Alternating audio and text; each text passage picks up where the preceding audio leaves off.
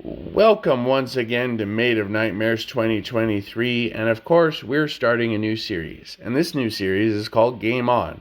This is basically where I take anything and everything related to video games and put them into one series. And I can't think of a better start than to talk about a personal favorite beat-em-up series of mine, and that one happens to be called Splatterhouse.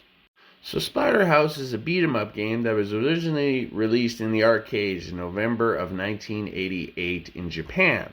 It then got ported to home consoles, such as any video game system that wanted it, and computer systems, throughout North America and Europe in March of 1989.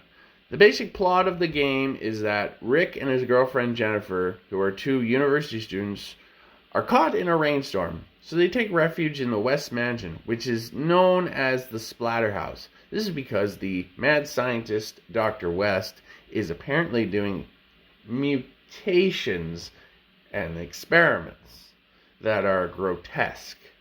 Well, Rick and Jennifer come to find out that this is true.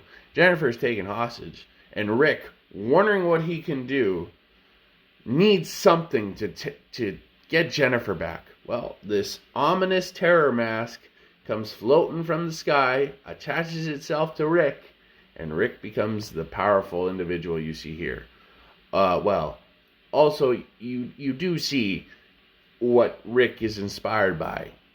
You see it, and I can't unsee it.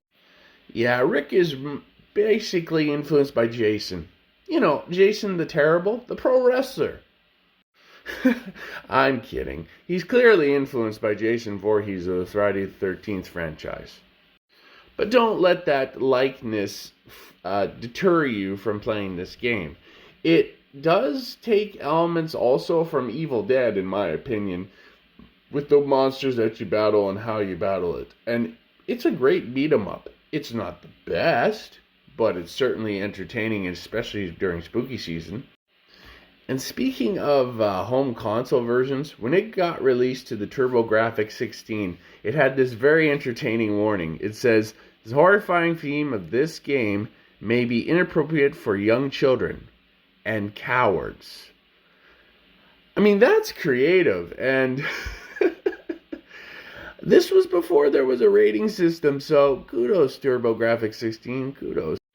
And speaking of the TurboGrafx 16, in order to avoid a potential lawsuit from Paramount, who own the rights to the Friday the 13th franchise, they decided to change Rick's mask to be more red with a little black over it.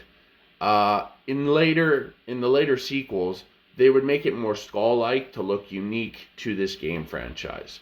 But also in this game, they also removed any religious symbols, I guess to avoid being shunned by the church, or churches, I guess. Now, with all this said, you're wanting to see some gameplay, and I'm happy to oblige.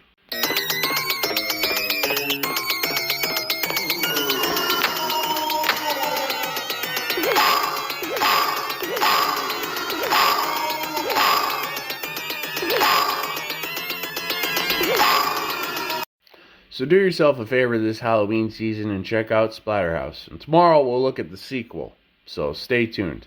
And if you played the game, comment below and let me know your memories. Take care.